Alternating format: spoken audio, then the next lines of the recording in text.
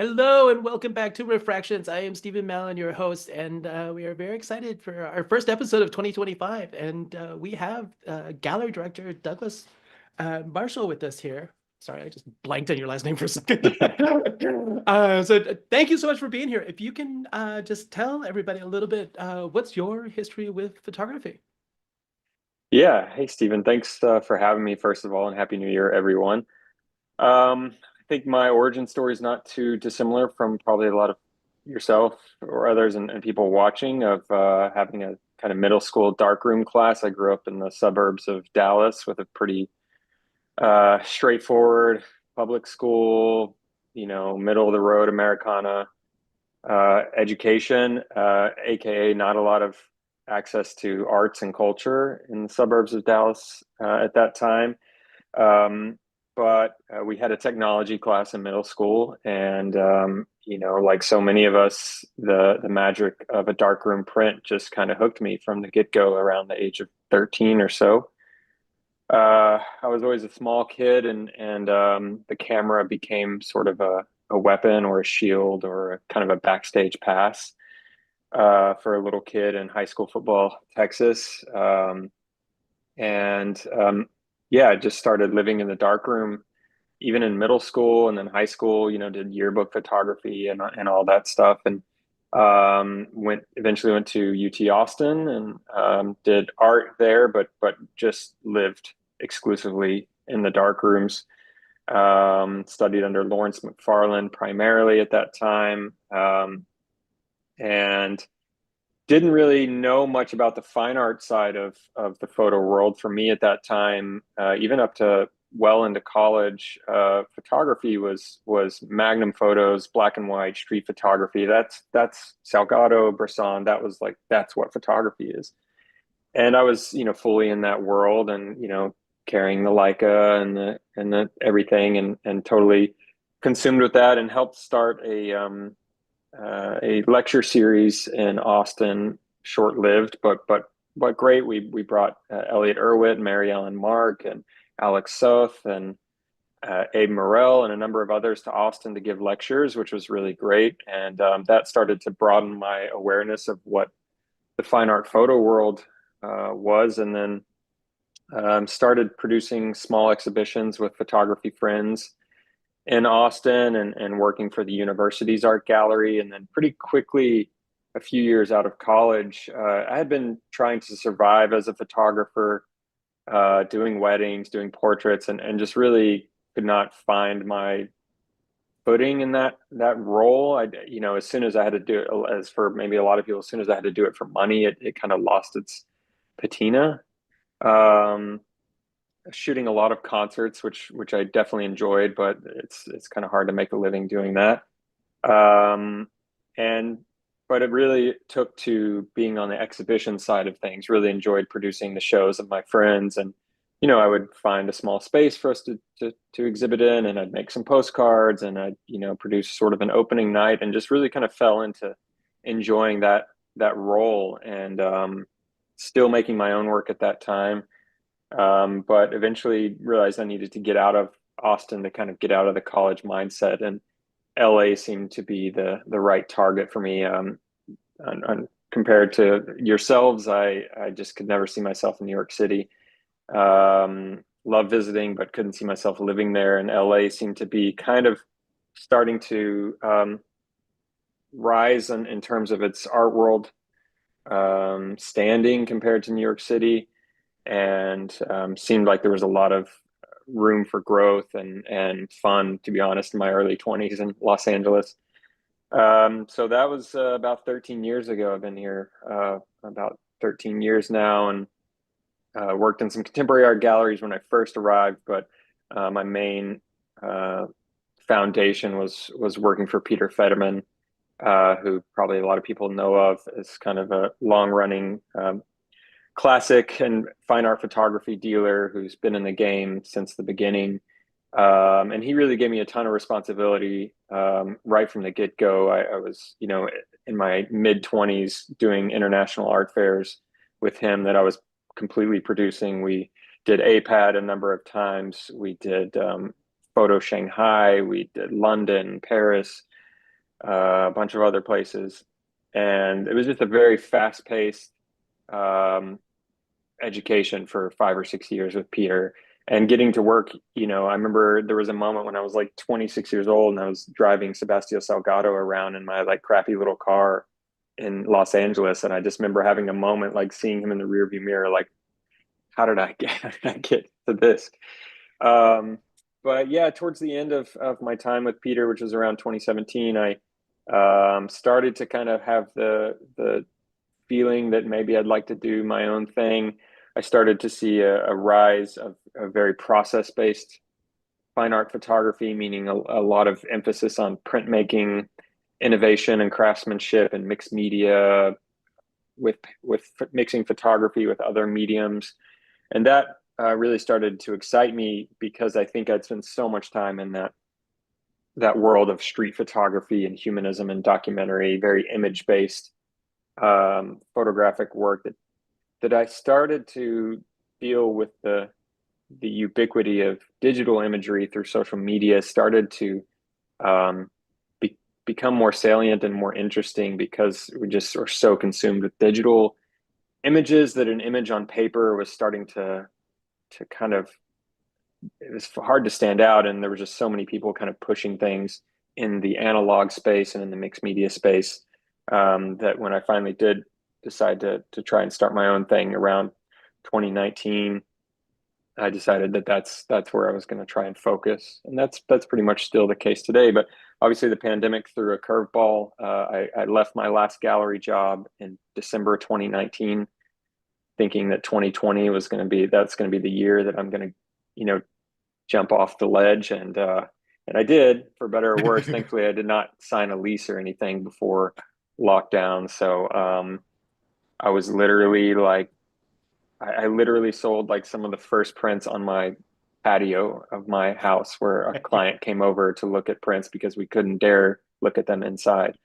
So, and then eventually opened the first brick and mortar space on Abbot Kinney, the famous street in Venice Beach, and was there for about 9 months before I moved to the current location at the end of 2021. So now just over 3 years in this space, and yeah, And where is brings you that up to speed. space in relationship to, because you're in Santa Monica, right? Right. So I'm at Bergamot Station in Santa Monica, which is the historic complex of about, right now we have about 15 galleries here in one complex, with a couple restaurants and a few other kind of creative businesses. And Peter Fetterman is about 75 feet from my front door. So we still get to kind of collaborate and see each other a lot. But yeah, in Santa Monica now, the first space was in Venice Beach, so not far, both, still on the west side. And it's nice being here because we've got Peter Fetterman, got Rose Gallery, Von Lintel Gallery, Gallery 12. So we've got kind of a little photo cluster. There's other non-photo based galleries, but if you're a photo enthusiast and you're in LA and you want to see some exhibitions, this is kind of the place to do it. That must help, right? On like, do you guys try to time the openings to like do like second Thursday or at least like do receptions so everyone will come at the Yeah, we same time? do. We have, as an entire complex, we have quarterly events. So summer open house, winter open house, these kind of things, and that's when it gets really crowded. You have thousands of people here, and Wow. those are really fun. And then on a more focused level, typically myself and Rose Gallery and Von Lentil, we're kind of down on one end of the complex, neighbors with each other, and are all good friends. So we do try and collaborate when we can, but it's trickier. It sounds easy on paper, but specifically when you have artists involved who are traveling from another city, it becomes complicated. Yeah. So we definitely communicate with each other and try to do that, but it doesn't always work out that way. Yeah. That's exactly it. It's the intentions are good, but there's a lot of variables at play, people's Right. schedule, other shows, life, Yeah. Yeah. In wedding, anniversary. LA in general, you just have 1,000 events, you know, every weekend in Los Angeles. So you're always having to like, okay, is that, we tried to do something this Saturday night and it's like, oh, that's Golden Globes night. You can't do it that night. It's like, I didn't know it's a Golden Globes. I know. And then you So move it to you're kind of Thursday, and then Thursday is like the opening party for the Golden Globes that no one right. only, yeah. and then traffic in LA is a constant thing you have to um, sort of work around in terms of like, well, you can't do an event on Friday at 6 p.m. Nobody can get here at 6 p.m. if they work on Friday, so you have to do it later.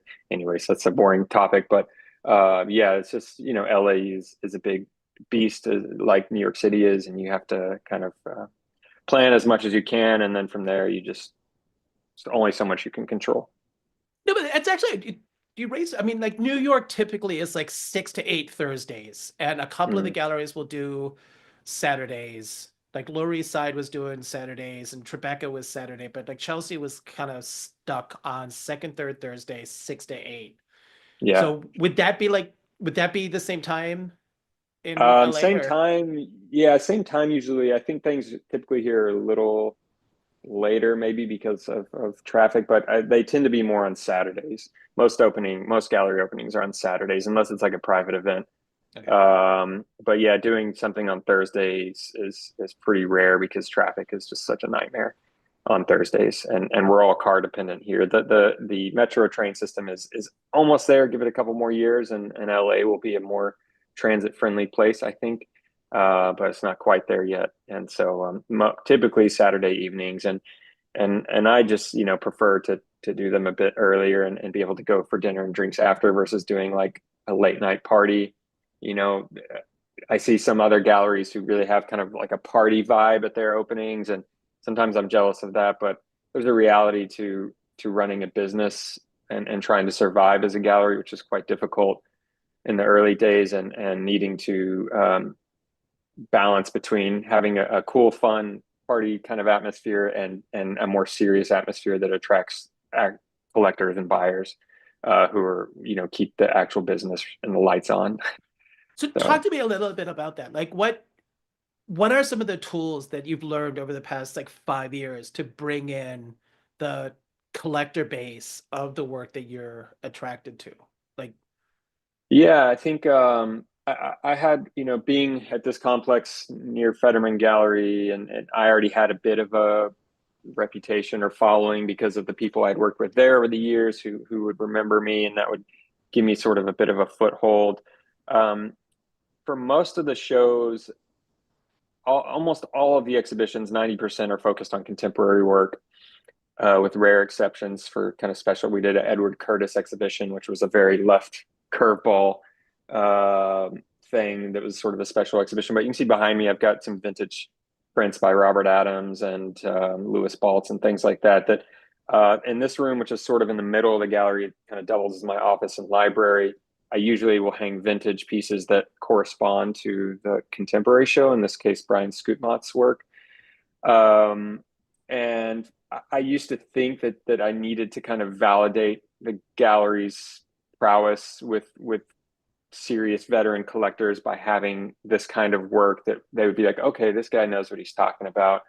And that would kind of ease them into the vintage work. And I think I've started to realize we don't need to do that anymore. The gallery, we've been doing top tier art fairs. We've been showing top tier artists. Um, I don't think it needs to be proven much anymore. But it's more just about how you treat people in the gallery. One thing I learned working with Peter was to never be the gallerist that just sits behind the desk and behind the iMac, not saying anything to anybody unless they want to buy something. But I like where I'm sitting right now. I've got this large window here which faces into the gallery, so anyone that comes in, I always get up and say hello and let me know if you have any questions. And just being, I think people just appreciate that, it's a basic retail, business practices that is often missing in the sort of elitist art world experience for a lot of people going to art galleries. So just making the gallery welcoming and relaxed. I usually have like some music going. So I try to create a little more warm and welcoming atmosphere than the traditional kind of white cube contemporary space. And that just I think people, once they talk to me and they hear me talk about the work, then they're like, okay, this is they understand at that point. nice. So it's really interesting what you said. It makes sense to me. So you think it works like having some of the like some of the masters in the back room kind of helped your like building your foundation with, existing photo collectors, showing you're not just showing like, your friends from high school. Right, exactly. That was part of it, and to because I do still love, like, I want the gallery the gallery is established to focus primarily on process-based experimental photographic work. Like when people come in, they're like, "Oh, you show photography," which right now with Brian Scootmont and Donovan Smallwood, I've got, very straightforward photography, inkjet prints, nothing fancy as far as experimentation of printmaking or anything. It's very documentary based. But usually I will describe the gallery as primarily focusing in experimental approaches to contemporary photography with a heavy emphasis on experimental printmaking, analog practices, things that result in the final object that we show it's either unique as one of a kind or it's close to being unique in terms of how it's made. And I just became focused in the tactile aspect of photography. Even when you look at like a vintage, print, something on, 1950s Azo paper, beautiful Agfa papers. The paper is beautiful. The physical object is beautiful, even if the image is, regardless of what the image is. And I think a little bit of that emphasis has been lost in among a lot of contemporary photographers who really focus just purely on the image because we're so web based now. You don't have to spend a lot of time, but I do a lot of consulting with one-on-one with photographers who are wanting to kind of go into the fine art space and really encourage them that, for the most part, I'm not going to be exhibiting pixels. I'm going to be exhibiting something on the wall and want to do that. And so we need to spend a lot of time in thinking about the quality of the final object. But to your other question of the vintage work, it's because I still love that stuff, even though the gallery focuses primarily on experimental contemporary work. I still love, the history of the medium. I'm a huge fan of like turn of the century pictorialism, which I got a lot of exposure to with Fetterman of camera work and Heinrich Kuhn and Stieglitz and that whole era. I love that period. And then, to the kind of mid-century stuff and Magnum. I love all Hey, that stuff and I love the history Doug, stuff. I'm gonna just hold that thought for 1 second. I just got one warning on my laptop. Battery has died. So 1 second. I suppose I can keep talking. Um, for anyone who is listening, who can hear me, curious behind me, we've got a couple Robert Adams, Rosenblum, Frederick Summer, Walker Evans. Sorry about that. I didn't No realize that my worries. power adapter had gotten unplugged. I think I probably kicked it when I was, running around trying to plug everything in. So, anyways, we were saying, um, you I had was just gonna, mentioned yeah, go ahead. no, you had mentioned like unique and almost unique. Like, can you tell Mhm. me, like, I'm seeing unique, prints as like the photographers that are like stitching the work together, painting on it, collage. Right, right. But like, what's an almost unique? So one of the artists that I've worked with, actually the artist that was kind of the first one that kind of gave me the thumbs up and got on the roster is the Spanish duo Albaran Cabrera, Ana Cabrera and her partner Angel Albaran, based in Barcelona, Spain. And their work are inkjet prints on Japanese papers, which we're seeing more and more artists work in that kind of method. Um, and I will sometimes tell people that I use this term unique variant, which I'm not sure if that's totally accurate, but I think it applies. But essentially, you look at one of their prints, like this one with this red square behind me is one of their works. It's a print made on a Japanese calligraphy paper that's mounted over gold leaf, and because of the texture of the paper, which is handmade, and the texture of the gold leaf, which is hand applied, each print, though it's an edition of 10 in that size, each print's going to have a different quality. It's going to have a slightly different contrast. It's going to have a slightly different texture. So, if somebody buys something off the website, it's very likely that the image they saw on the website is not exactly the print they're going to get. It's going to be 90%.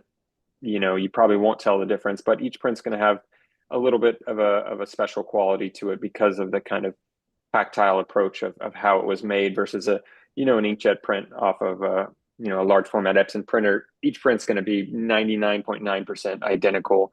Um, and there's just like a little bit of, with a print like this that has a handmade quality to it, there's just a certain warmth and yeah, just a kind of original quality to each print. So, it is still an edition work in terms of how you might value it from a market standpoint.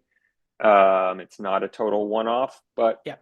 for the collector who is curious about printmaking experimentation, this kind of term unique variant, or almost I don't wouldn't say almost unique, but a unique variant is a term I use occasionally. But a lot of this stems from like, even, and we can talk about Miami if you like at some point, but the first time I did a fair in Miami 10 years ago, and just recently, I ran into collectors of traditional fine arts or collectors of painting and sculpture and non-photographic mediums who still um, kind of judge collecting photography with a bit of caution because of the editions and because of the multiplicity and literally just being like, oh no, I don't collect photography. I remember somebody just saying like, I don't trust the editions. And I don't blame them. There's a lot of abuse of editions among photographers and galleries who show photographers where the photographer has a grand slam image that just sells like crazy, and they sell out the edition, and so they make it in a slightly different size or different paper, or and redo the editions, and then that one sells out, and then they change it, and now it's platinum, and they redo it again, and kind of just keep going, and that um, turns off a lot of collectors who are maybe curious about photography. And that was another reason why I thought, okay, maybe this experimental approach to the medium, focusing on these artists whose practice results through photochemical means or otherwise in a unique piece, that will kind of bring collectors of painting into the conversation, and then eventually maybe they warm up to the idea of editions and why editioned prints are typically a bit more affordable. And I think that has mostly proven to be true in my So, yeah, experience. you mentioned Miami. So your first time was 10 years when you didn't have your own gallery, and now just came back from Miami, or yeah, I Mhm. guess it was a month ago, right? So a little over a month. Yeah, yeah, yeah. You were down at Untitled, which is like one of my favorite fairs. Yeah, I love the beach. I love that tent. The light in there is just yeah, always so dreamy. Even on like a yep, gray, rainy day, it is yep, still just wonderful to be inside there. Although the audio sometimes, if on like a bad rain day, but yeah, yeah. It's true. how was the weather? The weather was great. I mean, I definitely Miami definitely charmed me more than I expected. It had been 10 years since I'd been there. When I was there the first time was with Fetterman. We were at Art Miami, and I didn't really leave. I think that's in the Wynwood area. Didn't really leave that area at all, and so I didn't really get much of Miami vibe. And this time I was on the beach at Art at Untitled as my own gallery, and yeah, it was a great experience for all the reasons you say. It's on the beach. You walk across the sand in your suit for opening day, and it's in this white tent, so it's just on a sunny day, it's just absolutely filled with it's just like a giant softbox, and you just have this beautiful light. And it's just nice being in a show where I love the APAD show in New York. I'll be there in April. I do love my photo bubble. I do love my photo community, and I can talk cameras and stuff all day long if anybody wants.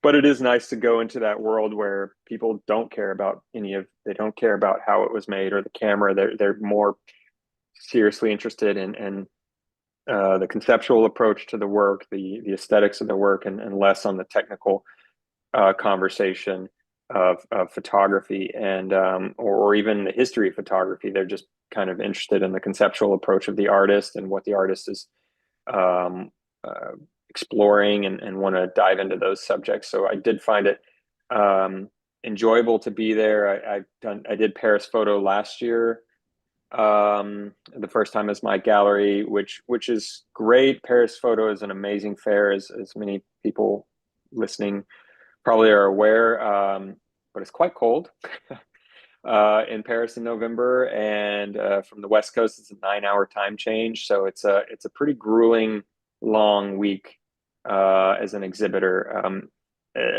Some people probably know, but some people probably don't know that the fairs for galleries are extremely expensive undertakings. They're very exhausting, fast-paced, stressful. You are taking a huge gamble, especially for a young gallery, on that investment. And so there's a lot of pressure and stress during that week. And to be doing it when it's 80 degrees and sunny on the beach in Miami just takes a little bit of that pressure off. You just feel a little more at ease. So yeah, I had a good experience. And when I thought about it after Miami, I thought it was interesting that the work that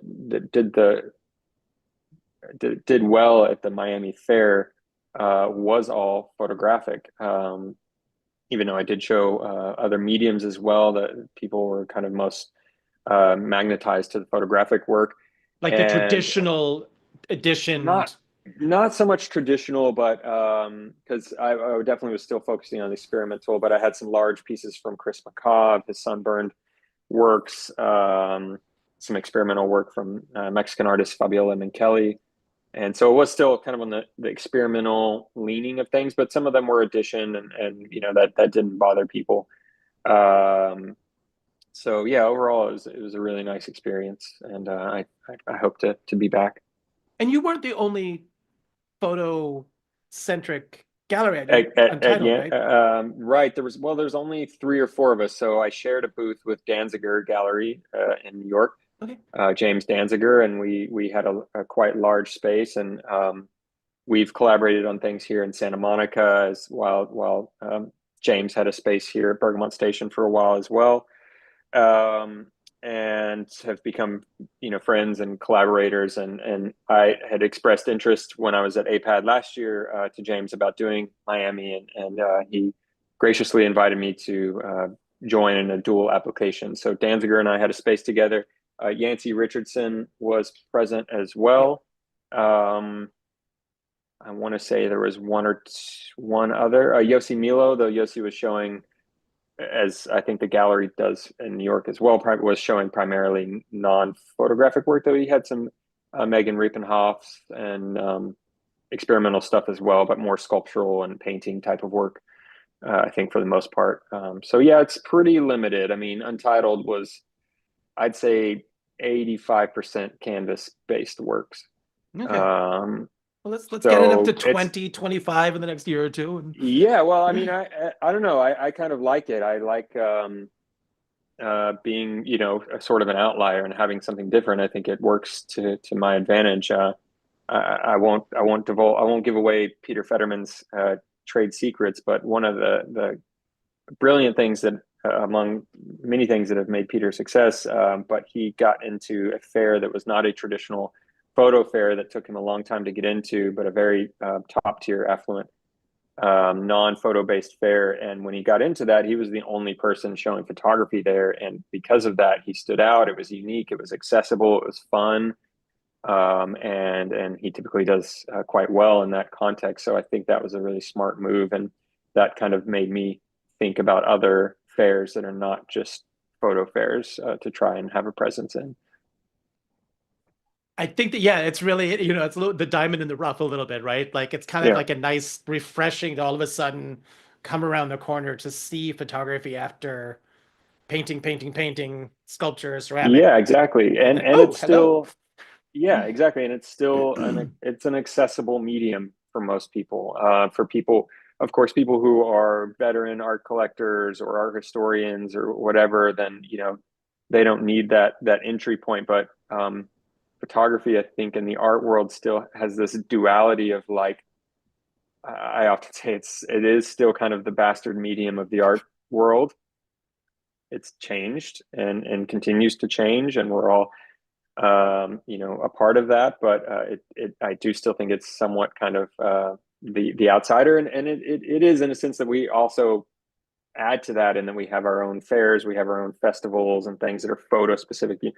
I don't think there are any, like, painting portfolio reviews or sculpture portfolio reviews. I mean, there might be, but not like we have in photography, but at the same Nothing time, like it. photography, yeah, I mean, at the same time, photography is still a very accessible thing for, say, a young art collector who comes to Untitled or another art fair and is kind of overwhelmed by the paintings or abstract weird stuff that they feel like they don't quite get, or is can be intimidating, and then photography is this more accessible medium that people at least generally have some connection to and can kind of gravitate to and talk about more comfortably than they might be about conceptual abstract expressionist painting or something like that.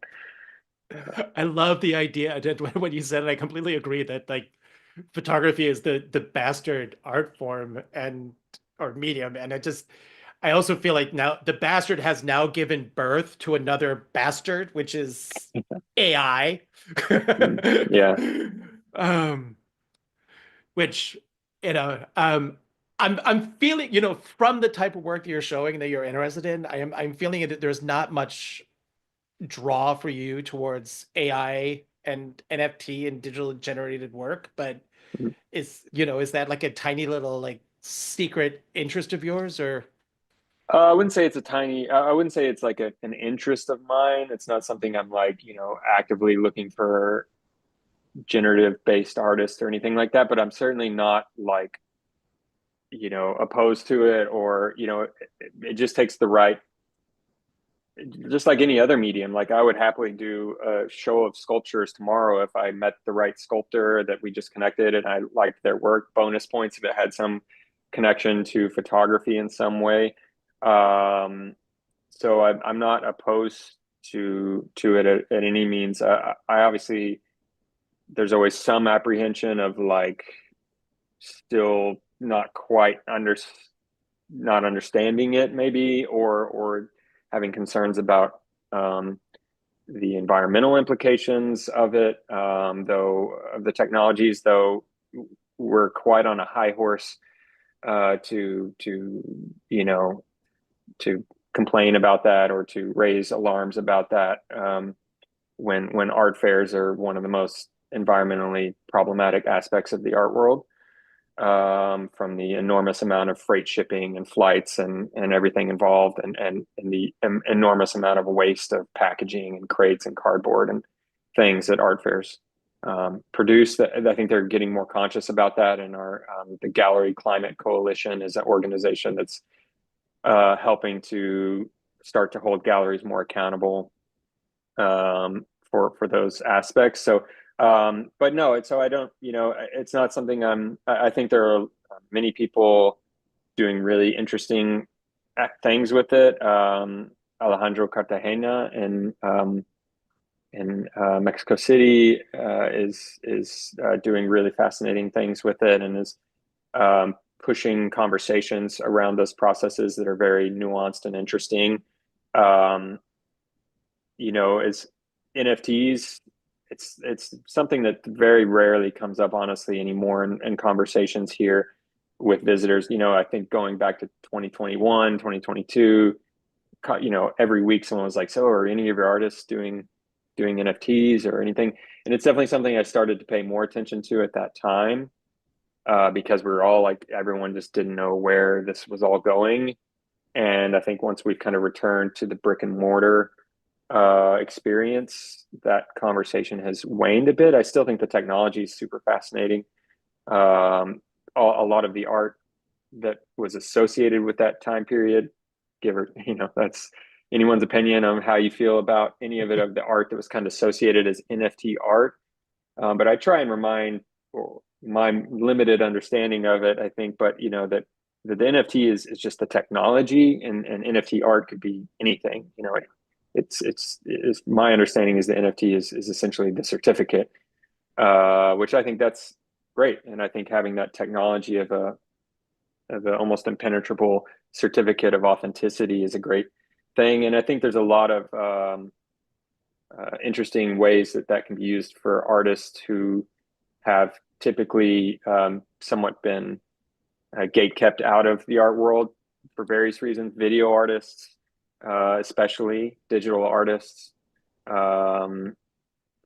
work that is intangible and kind of lives on the screen, then it makes sense for having a way to um, create a monetary demand for that type of work. So from that aspect, I think it's great.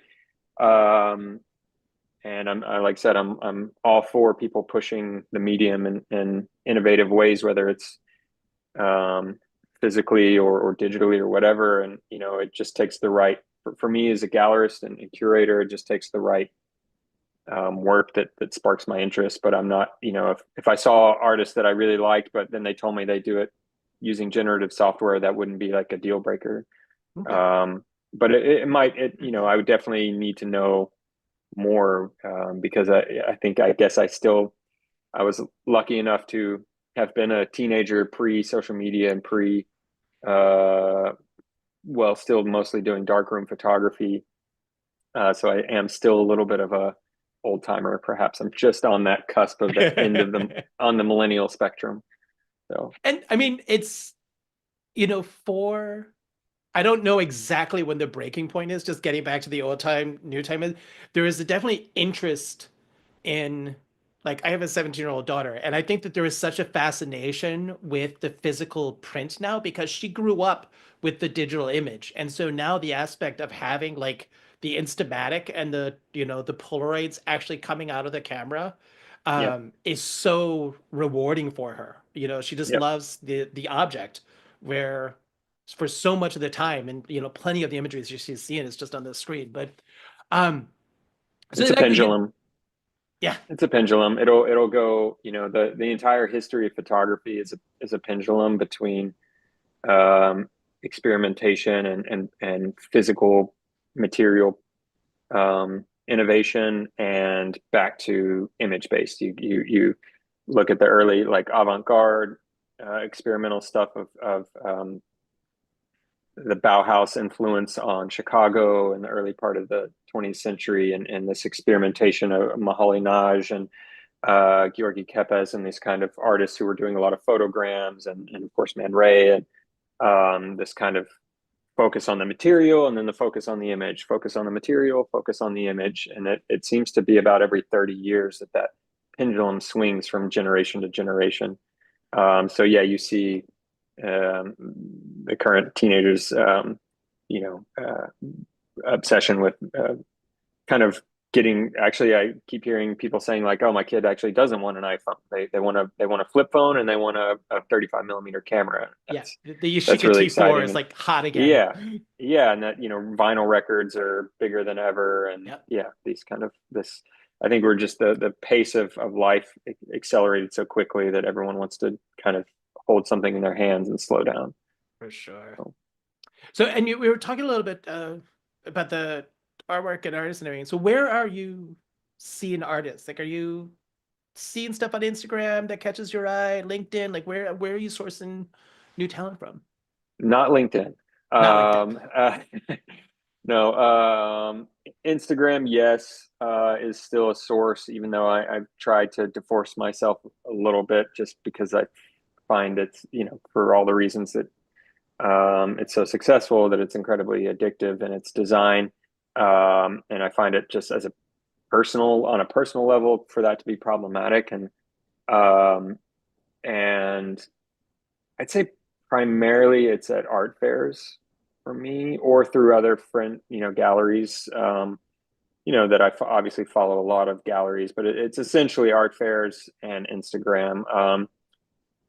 For the artists listening who are wondering that question, um, I think Artsy did a poll a year or two ago with a bunch of galleries about where galleries meet the artists that they work with, and I think it was like 51%, 55% was interpersonal networks. The art world is all about um, the network you have and meeting people and relationships. It's such a um, intimate working collaboration. Myself is essentially a one person operation working with the artists. We have to be really compatible, not only in our mutual respect for each other's creative approach, but also just on a personal level, we have to really get along well because I don't have a whole bunch of staff who are well, me and the artist don't get along, but the director gets along, so we can still show them. So it's very relationship based. It's very interpersonal networks, meeting people through artists that I already work with who introduce me to another artist that they and since we already have that close relationship, they can kind of vouch that, hey, I think you're going to enjoy this person more than or in addition to enjoying their art. And really it is kind of those two things. But it's a lot of art fairs, and so I always tell artists that I consult with that, if you're approaching galleries or galleries are approaching you to try and watch for galleries that are showing that might take your work to art fairs, and try and find that out if they intend to take your work to art fairs, because not only is that a lot of exposure for your work to clients and collectors and curators, but it's also exposure to other galleries from other parts of the world who, you might have this gallery in New York City, but maybe a gallery in Paris, sees your work at APAD, and then they really love it and they want to show it in Paris. So art fairs are still a hugely dominant context of the art world, that both from a market standpoint and just exposure. So yeah, but it is Instagram. I mean, it's usually I see the work in person and then I kind of start following it on Instagram. I think it's pretty rare that it's the other way around. Okay. Yeah. And I think that also is again on my focus on like tactility and process, that seeing it in person is a very important part of it. How do you handle that if like one of your artists was like in Miami and then they get a call from the gallery in Paris that was at Untitled? Like from a business standpoint, like because I kind of think that you deserve a like a referral fee at least for a little while. Like I don't know. you're just like no. No, I mean, I try not to play these games of like, I saw it first, or this, I've been investing in their work for years and I should get, this might change as as the gallery grows and I need to become more competitive or something. Maybe I'm just kind of young and naive at this point, but I try to, I have not been burned by an artist or anything yet at this point where they get poached by a bigger gallery in Los Angeles or something. I try my hardest to focus on what's best for the artist first, and the gallery just right underneath that. um, but I try to have a kind of all boats rise mentality, that if the artist I'm showing here in LA, gets a great gallery in Paris and they give them a big show in Paris and that gets, some press, a thing that, that's just going to bolster, the presence and the reputation of the artist here globally. And so my collectors here that will just encourage them even more that, wow, this artist is really, starting to take off. So certainly if there's like a direct, if they saw the work in my booth at an art fair and they want to purchase a piece that I showed at the art fair for their client in Paris through their gallery, then in that case, yes, there would be some kind of financial transaction there, of course. But I don't know. I've definitely worked, in the beginning when I was just trying to get artists on board, and their galleries would play these hardball games of, okay, we get 10% for a year or something like that. I would do it and I wouldn't be happy about it. I never thought that was fair. Maybe a veteran gallerist could tell me why, but I just think that's pure, just that's just, I don't know. I don't think greed is a little strong, but I think it's just a little bit of game playing, and it should just be whatever's best for the artist. And so honestly, when, if one of my artists says like, hey, a gallery in Paris, wants to give me a show, that's awesome. I'm super happy for them. I don't need any part of it. Now, if I'm loaning them work, or if it's unique pieces that are coming out of my consigned inventory, maybe there will be some kind of conversation there. But just like a finder's fee, I don't believe in that. Okay. It's Yeah. very honorable on on Like I your said, that could side. change. This policy is subject to change without notice. We'll put it in the captions. Yeah, right, please. Um, this has been fantastic. We're almost out of time, but I also feel like we've covered just about everything that I wanted to talk about. Oh, there was one other question. You mentioned you've got a couple of artists from Mexico. Have you ever done the art fair in Mexico City? No, I haven't. I do have a few artists and collaborators in Mexico City, and I'm trying to start to grow the gallery's representation of Latin American artists and Spanish diaspora artists on both sides of the ocean. My wife's from Puerto Rico, so we've taken an interest in showing Puerto Rican artists as well. I have not done the Zona Maco fairs in or Material in Mexico City. It's usually been a problem of the calendar, being in February, and we have freeze just art fair just 5 minutes from here, usually about the same time, maybe offset by a week from each other. But it's just too problematic for me to try. And as I said, I'm essentially a one person operation. I have a great assistant and help from various friends and artists when I need it, but I can just only be so many places at once. Unfortunately, because I would love to, I've never been to Mexico City. I would love to do the fair there, and each year I it's always on my calendar, and I am trying to squeeze it in. I think 2026 could be a possibility, but as I mentioned earlier, art fairs are just extremely expensive endeavors, financially, physically, mentally. They take, and it's not just the 5 days that you're there at the fair. There's months of conversation, negotiations with the art fair, setting up shipping and logistics, framing, crating, transit, wall labels, price lists, previews, newsletters. It's weeks and months that lead up to the very intense 5 days of the art fair. So right now, my bandwidth is about two fairs a year, um, and for this year, that will probably be the APAD show in New York in April, and um, Miami or Paris in the fall. Okay. I would So love to those do more, but yeah. so fall is still up in the air if you're going to go to Paris versus Miami. Yeah, I think either way, I'll be in Paris. Paris Photo is just the greatest collection of everyone in this world of photography that you get to kind of see everyone in one building. And the Grand Palais, especially now that it's reopened, is got to be the best exhibition venue in the world, in terms of just, as my wife said, it feels like you're on the Titanic. It's just this like incredibly beautiful building with so much history. The tent in Miami is beautiful for very different reasons, but very much so as well. Yeah. But as it is now, as the gallery's young with limited resources, Paris is a very physically intensive fair. It's a long fair. It's very busy. It's very loud.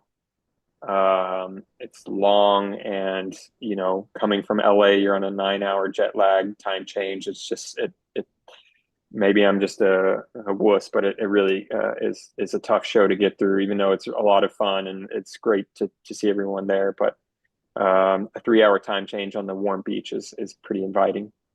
Yeah. And unfortunately, like you said, in April, we're gonna give you that 3 hour time change with rain. I think is Yeah, all I can offer I don't you for know. APAD. I don't know. Last year was gorgeous. At APAD being back at the Armory Yeah. last in 2024, and we got, in my memory, it was like California weather. It was absolutely beautiful every day. And I know that in the year before, I had done the photo fairs at the Javits Center, and it was like September. It was like 95 degrees. It was not pleasant. So I would prefer the rain of springtime than the sweatiness of September. Good to hear, because we better not have 95 degrees during APAD because that really will That be would be a like a concern. global shift. That Yeah, would be a that concern. would be a concern. Yeah, yeah. So No, Douglas, thank you so much for this. Is there yeah. anything else you'd like to share before we gotta go? I'll just kind of give a preview of the next few months of the gallery. We have Brian Scootmont's show Sons of the Living up now, along with Donovan Smallwood's work, Languor, which are on view for another week. Then we will get ready for a solo exhibition with Mexican artist Fabiola Minkeli, who's done a really amazing series of heliogravures on copper plates and photogravure prints made from photograms. So that's kind of back to the experimental things. That will be up in February and March. And April, we'll do a solo show with Ryan McIntosh, who's a great amazing printer, photographer, collector here in LA as we get headed for APAD at the end of April. From there, the rest of the shows for the year are not 100% confirmed, so I'll keep those a little closer to the chest, but No problem. some really exciting things for the remainder of the year, both of kind of emerging mid-career contemporary artists and some veteran artists whose name you will definitely know, but I can't quite divulge just yet. And then yeah, back at the fairs, when there are rare gaps in the calendar, I do a lot of one-on-one consults with artists or photographers who want to kind of break into the art world, who have questions about how it works with galleries, pricing, editions, printing, framing, exhibitions. I've found when I was doing the kind of circuit of 20-minute portfolio review festivals around the country over the last decade that a lot of photographers still found the art production side of things, or the exhibition production side of things, to be pretty murky and kind of gate kept. And so doing those appointments have been beneficial for a lot of artists to kind of understand how it works sort of behind the curtain.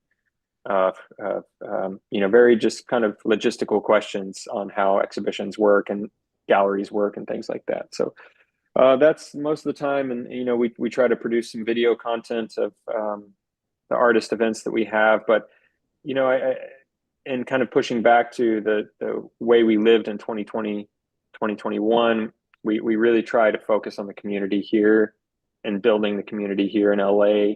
And so a lot of the events that we have at the gallery are typically not recorded or broadcast. We really try to focus on, the community here and try and be present with each other in the space. And that, a lot of conversation around, is the brick and mortar space still necessary? I don't think it is necessary, but I still think it's preferable. Yeah, at least preferable and helpful to Yeah. have a space to, like you see the physicality of the work. Yeah, and to come together. And to come together. Absolutely. So Douglas, Yeah. thank you so much for everything that you shared. This has been Thanks for having me. fantastic. Absolutely. It was a pleasure. Congratulations on 5 years, and Thank you. look forward to Can't seeing you believe at APAD. Yeah, definitely. Please stop by and say hello.